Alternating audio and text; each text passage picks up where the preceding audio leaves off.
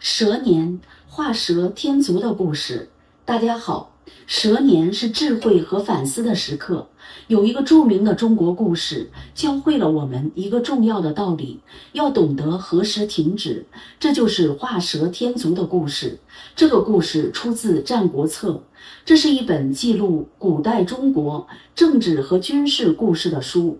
在故事中，一位谋士警告一位大臣，不要过度扩张野心，借用了一个比喻，讲述一个人因不必要的行动而破坏成功，就像给蛇画上脚一样。很久以前，在楚国，一个家庭举行了祖先祭祀仪式。仪式结束后，他们剩下了一壶酒，打算奖励帮忙的人。但是有个问题，酒的量只能够一个人喝得够。为了决定谁能喝酒，有人提议了一个游戏，我们每个人在地上画一条蛇，谁先画完酒就归谁。大家都同意了，比赛开始。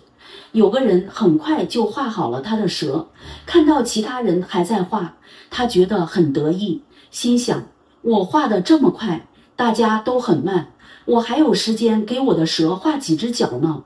于是他一手拿着酒壶，一手开始给蛇画脚。就在他快要完成的时候，另一个人已经画好了自己的蛇。第二个人立即抢过酒壶，说，蛇是没有脚的，你把蛇画坏了，真正的赢家是我。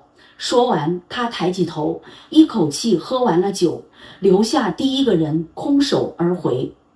故事的寓意，这个故事告诉我们，做事过多并不总是更好。那个人本来已经赢了，但因为想炫耀，反而失去了所有。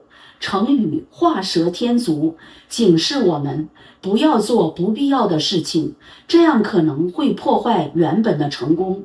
它提醒我们要聪明，要保持专注，并懂得何时停止。